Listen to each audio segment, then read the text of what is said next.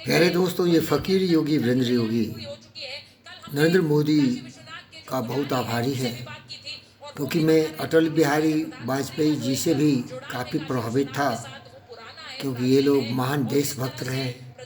इनके लिए देश ही सब कुछ है। देश के लिए जीना, देश के लिए मरना, अश्रु श्वेत रक्त से लथपथ ये अपने जीवन को भारत माता की रक्षा में समर्पित कर दिया है। हर पल हर क्षण देश की भावनाओं को, देश की धड़कनों को सुचारू रूप से चलाने। और जब मैं देश की बात करता हूँ तो देश के 140 करोड़ जनता की सेवा की भावना से समर्पित है। लेकिन हमारा जो एक आधार है, हमारा जो बुनियाद की नींव है, वो है वैज्ञानिक ढंग। हमें धर्म का कोई बोध नहीं।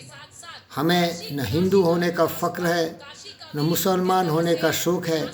हमें केवल गर्व है एक महामानव होने का, जिसकी डीएनए में बसा है आइंस्टाइन, न्यूटन, स्टीफन हॉकिंग्स, ऐसे महान वैज्ञानिकों का, जिन्होंने इस दुनिया को सब कुछ दिया है। और मैं अपने जीवन के एक एक क्षण को ज्ञान, विज्ञान, विचारों से प्रेरित करता रहता हूँ, क्योंकि ये घाट बाट, मंदिर, मस्जिद से कभी विश्व का कल्याण नहीं हो सकता। इससे हमारी आस्था और विश्वास बढ़ती है, लेकिन करना होगा हमें कर्म। कर्म वीर हूँ मैं, इसीलिए मेरा नाम है फ़कीर योगी वीरेंद्र योगी। इसीलिए मैं ये सोचता हूँ कि इस सब से हमारे देश की जो गति है आगे नहीं बढ़ेगी। हमारे देश की प्रगति, हमारे देश का विकास बसा हुआ है हमारे वैज्ञानिक अनुसंधान में। हमारे कम नागरिक को गुणवत्ता से पूर्ण नागरिक बनाने में, कौशल पूर्ण व्यक्ति बनाने में। आज हिंदुस्तान की अगर शक्तिशाली प्रखर ऊपरी है दुनिया में, तो वैज्ञानिकों का दिया हुआ ये योगदान है।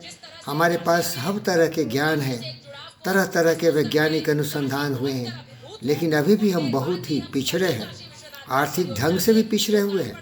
इसलिए तो हमें लोग बोलते हैं डेवलपिंग कंट्रीज़, और हम डेवलपिंग कंट्री से रह जाएंगे अगर हम वैज्ञानिक ढंग से सोचे नहीं। यहाँ की जो मूर्ख जनता है, जो कि पैसे पर अपने वोट को बेचती है और अपने जनतंत्र को कामयाब रखने के लिए लल्लू उल्लू फुल्लू पतंगों को चुनती है, जाति के नाम पर, धर्म के नाम पर, मज़हब के नाम पर अपने देश को घून लगा देती है, कैंसर का रूप धारण कर देती है। मैं तो चाहता हूँ कि यहाँ की जनता में ज्ञान हो, विचार हो, बोध हो, बुद्ध और विवेक की तरह वो खुद अपनी सोच से अपने देश की प्रगति में सहयोग करे। मोदी जी काफ़ी ज्ञानवान, विचारवान, बुद्धिमान व्यक्ति है। इनकी भाषा मुझे समझ में एकदम नहीं आती है। एक महान पुरुष है, एक मजदूर नंबर 1 है और एक सेवक हैं, इसीलिए का मैं सम्मान करता हूँ। लेकिन मेरे जीवन बहुत चंद दिनों का है। हमारा एक एक क्षण, एक एक घंटे, एक एक दिन, एक एक रात और एक महीने और एक वर्ष बहुत महत्वपूर्ण है। हर क्षण हर फल मैं चाहता हूँ कि प्रगतिशील धाराओं में बहता हुआ ज्ञान, विज्ञान, विचार शक्तिशाली अपने देश को बनाए। और इसके लिए जितने भी हमारे पास साधन हैं, सबों को, इस जनता को ज्ञानवान, विचारवान, बुद्धिमान बनाने में लगा दें। ये सब हमारे लिए एक आडंबर है, एक दिखावा है। कितने भी मंदिर बना लो, कितने भी मस्जिद बना लो, कितने भी ये धर्म के नाम पर कुछ कुछ करते चले जाओ, लेकिन तुम्हारी शक्ति है तुम्हारा विचार। और विचार होना चाहिए सत्य, न्याय, प्रेम, शांति, अहिंसा, करुणा, दया, प्रेम, स्नेह। यही हमारे जीवन को महान बना सकता है। जब तक जो हमारे प्राचीन सभ्यता संस्कृति ने हमें सिखाया, जिसे हम शाश्वत धर्म कहते हैं, जिसे हम इटर्नल रिलीजन कहते हैं, जिसे हम यूनिवर्सल रिलीजन कहते हैं, उसका एक ही सारांश है, वसुधैव कुटुम्बकम। ये पूरी पृथ्वी अपना परिवार है और आत्मा सर्वभूतेषु, ये सारी आत्माएं हमारी समान हैं। और सर्वे भवन्तु सुखिनः, ये सत्य है। तो मैं प्यारे दोस्तों, जो अपने समय को इस तरह बर्बाद करते हैं, एक प्रधानमंत्री नरेंद्र मोदी जी देश के प्रधानमंत्री हैं, देश में केवल क्या मनुष्य रहते हैं? देश में क्या ऐसे लोग रहते हैं जो केवल मंदिरों में पूजा करते हैं? देश में क्या ऐसे लोग हैं जो मस्जिदों में जाते हैं, जो अपने को अलग अलग ढंग से समझते हैं? देश में क्या मनुष्य ही रहता है, आदमी ही रहता है? क्या देश में जीव जंतु पशु पक्षी नहीं रहते हैं? क्या देश में हमारे कुत्ते नहीं रहते हैं? क्या देश में हमारे जानवर नहीं रहते हैं? जिनको मार के खाने वाले गद्दारों की संख्या क्या कम है? तरपाते हैं, भूखों मारते हैं, रोड पर पानी के बिना तरसते हैं, खाने के बिना भूखे कुत्ते को मरते मैंने देखा है। और तब मेरी आंखों से आंसू आती है। हर कुत्ता मेरी आत्मा की तरह है, हर जीव जंतु मेरी तरह है। कल मैं एक आदमी के घर में गया, करोड़ों का घर बना रहा था और कुछ बकरे को बांध के छान के ऐसे पटक दिया था कि वो बोल भी नहीं सकता, मुंह भी बांध दिया था। मैं रोने लगा। अरे दोस्त, आत्मसर्वभूतेषु, कुछ ऐसा कर जो हमारे दोस्त गौतम सिद्धार्थ बुद्ध बता के गए। ये सब दिखावा बंद कर और हर जीव की रक्षा कर। हर मनुष्य को इंसान बना, जो पढ़ा लिखा इंसान हो, जो कौशलपूर्ण हो, जीवन की एक एक क्षण का अद्भुत ज्ञान हो, अपने एक एक क्षण को विकास में, जैसा कि मोदी जी कहते हैं, सबका साथ, सबका विश्वास, सबका विकास, सबका प्रयास। इन प्रयासों से क्या देश की तरक्की हो सकती है? करोड़ों मंदिर बना दो, करोड़ों मस्जिद बना दो जो मस्जिद में विश्वास करने वाले हों। क्या भारत माता का इससे योगदान होगा? भारत माता का उत्थान होगा जब तुम्हारे लेबोरेटरी में तुमने जो बनाए हो वैक्सीन्स, उससे ज़्यादा 20 बनते।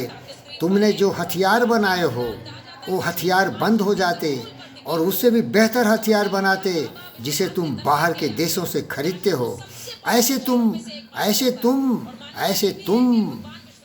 MI-17 बनाते हो जिसमें कि इस देश का CDS जल के मर जाता है। क्यों नहीं अपने जीवन की शक्ति को ऐसे अनुसंधान करके बनाते हो जिसमें हमारा CDS सुरक्षित रहता?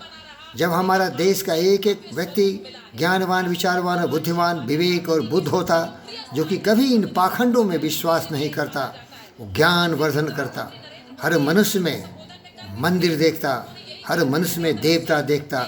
लेकिन मेरे देवता तो मेरे विचार हैं।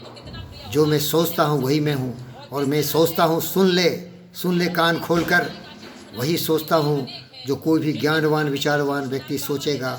और वो है सर्वे भवन्तु सुखिनः, सर्वे सन्तु निरामया, सर्वभद्राणि पश्यन्तु, माँ कश्चित् दुःख भाग् भवेत्, असतो मा सद्गमयो, तमसो मा ज्योतिर्गमयो, मृत्यु मा मृतम गमयो, समगच्छध्वं संवदध्वं समो मानासि जानताम, देवा भागमेथा पूर्वे संजानानो वासते, त्र्यंबकम यजामहे सुगंधिम पुष्टिवर्धनम, उर्वारुक में बंधनात् मृत्यु मुक्षी व मामृतात्। ये ज्ञान है, ये विचार है, ये हमारे जीवन का संकल्प है। इसको मंदिर में जाके हम नहीं समझ सकते।